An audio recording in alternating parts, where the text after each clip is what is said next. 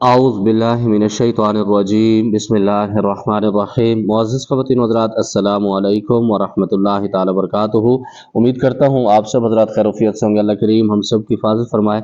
اللہ رب العزت تمام امت مسلموں کو آپس میں محبت اور اتفاق کے ساتھ زندگی گزارنے کی توفیق نصیب فرمائے۔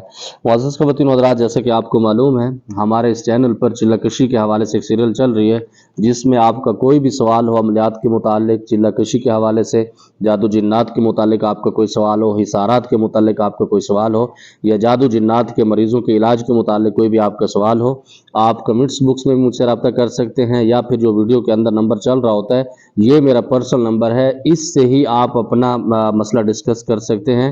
اس کے علاوہ میرا پرسنل نمبر مریضوں کے لیے کوئی بھی نہیں ہے، میں نے اپنی ذات کے لیے دوسرے پرسنل نمبر رکھے ہوئے ہیں، لیکن مریضوں کے لیے اس نمبر کو استعمال کرتا ہوں، اسی سے سارے معاملات کرتا ہوں۔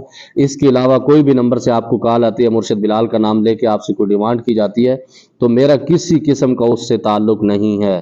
تو معزز خواتین و حضرات، آج کی ویڈیو میں کافی سارے سوالات پر بات ہوگی۔ سب سے پہلا سوال تو یہ ہے کہ جنات جب اپنا روپ تبدیل کرتے ہیں، واپس اپنے روپ کے اندر آنے کے لیے اس جگہ پر جاتے ہیں یا کہیں سے بھی ہو جاتا ہے؟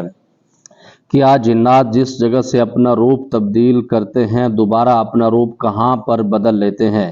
کیونکہ اکثر گاؤں میں جب کوئی جنات سانپ کی شکل میں آتے ہیں تو گاؤں والے اکثر اس کو مار دیتے ہیں، اور ان کو بعد میں پتہ چلتا ہے جس سانپ کو ہم نے یہ مارا ہے یہ جنات کی قوم میں سے تھا، تو ہمیں کیسے پتہ لگے گا یہ سانپ ہے اور جنات ہے؟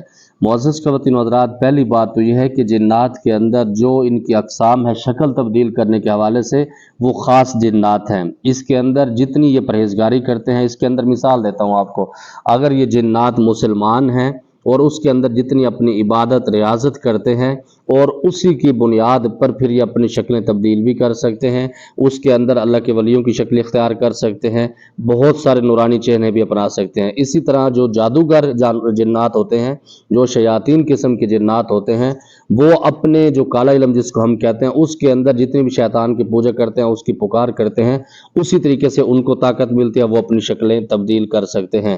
اس کے علاوہ کچھ لوگ ایسے ہوتے ہیں، مثال کے طور پر جیسے اللہ کے ولی ہوتے ہیں، اللہ رب العزت نے ان کو اختیار دیا ہوتا ہے، جو کہتے ہیں اللہ رب العزت اس کا بھرم رکھتا ہے۔ کچھ لوگ ایسے ہوتے ہیں کہ خاموشی کے اندر رہتے ہیں، نہ وہ اتنی نماز پڑھتے ہیں، نہ اتنا روزے کا بندوبست کرتے ہیں، مطلب نارمل ایک زندگی گزارتے ہیں، جس کو میں کہتا ہوں کہ ہماری طرح عام جیسے گنہگار بندے ہوتے ہیں۔ تو ان کے پاس یہ اختیار نہیں ہوتا ہے، وہ جو مرضی کہیں اس کے اوپر اللہ رب العزت بعض اوقات چاہتے ہیں اس کا بھرم رکھ دیتے ہیں، بعض اوقات اس کی بات کے اندر کوئی دم خم نہیں ہوتا۔ تو یہی سسٹم جنات کا ہے، جتنی وہ تابعداری کرتے ہیں، اگر تو وہ مسلمان جنات ہیں، اللہ رب العزت کی عبادت کرتے ہیں، اسی کی وجہ سے ان کے پاس ایک روحانی طاقت ہوتی ہے۔ مثال کے طور پر کوئی عامل ہے، اس نے 10 12 15 چلے کیے ہیں، اس کے اندر اتنا مضبوط ہے کہ وہ آگ کے اندر بھی چلا جاتا ہے یا تیل کے کڑھا کے اندر بھی بیٹھ جاتا ہے۔ کچھ ایسے عاملین ہوتے ہیں کہ وہ گرم تیل کو ہاتھ بھی لگاتے ہیں تو ان کی ہوائیں نکل جاتی ہے۔ یہ صرف ایک ریاضت کا کمال ہوتا ہے، جتنا ریاضت اس کے اندر کی جاتی ہے اسی طرح مقام ملتا ہے۔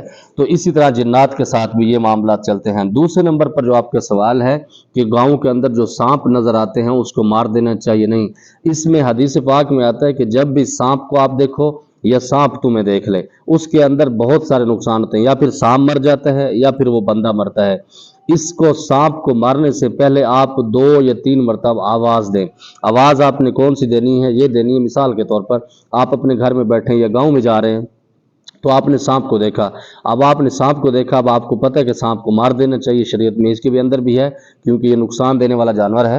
تو آپ نے اس وقت چاہے آپ کے پاس کوئی بھی نہ کھڑا ہو، کوئی ساتھ ہو نہ ہو، جنگل بھی ہو، تو آپ نے 3 مرتبہ یا 2 مرتبہ آواز لگانی کہ ڈنڈا لاؤ، اس کو پکڑو، اس کو مارنا ہے، یہ کرنا ہے، ڈنڈا لاؤ، ہم نے سانپ کو مارنا ہے۔ اس طرح کی جب آپ آواز دیں گے، اگر تو وہ جنات ہوگا فوراً سے غائب ہو جائے گا، اگر تو وہ سانپ ہوگا تو وہ یا تو بھاگ جائے گا یا پھر آپ کے ہتھے چڑھ جائے گا، آپ اس کو مار دیں گے، یا پھر دوسرا آپشن یہ ہوتا ہے کہ وہ آپ کو مار سکتا ہے، آپ کے اوپر حملہ کر سکتے ہیں۔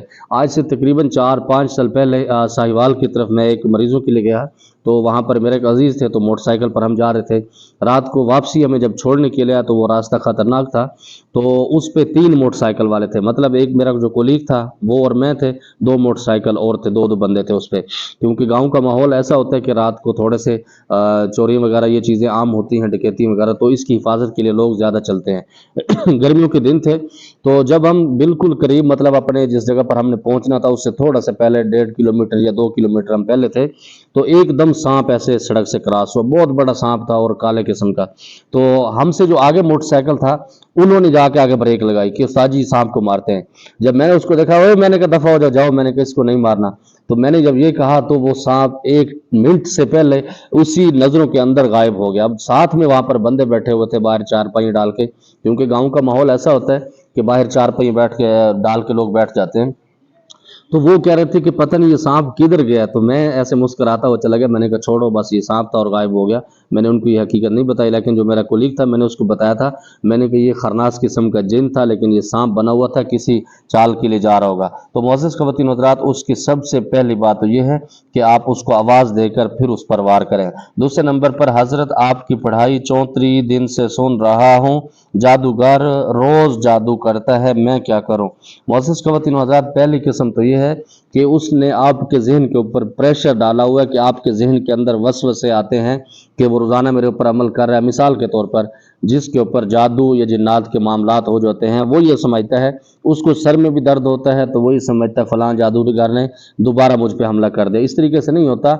और ख़ास तौर पर जब जादूगर तकड़ा होता है, जब आप अपना इलाज कर रहे होते हैं उस वक़्त वसवसे बहुत ज़्यादा आते हैं, तबीयत बहुत ज़्यादा ख़राब होती है, उल्टी मोशन ज़्यादा लगते हैं। मेरे मोहतरम, आपके लिए यही मेरी नसीहत है कि इस पढ़ाई को आप नहीं छोड़ें, इसके साथ रोज़ाना की बुनियाद पर सदका देते रहें। जो आपकी हस्बे तौफीक मामलात हों आप रोज़ाना की बुनियाद पर सदका दें। इसको कम अज़ कम 2 चिल्ले मुकम्मल करें, इंशाअल्लाह ताला आपकी बिल्कुल सफाई हो जाएगी।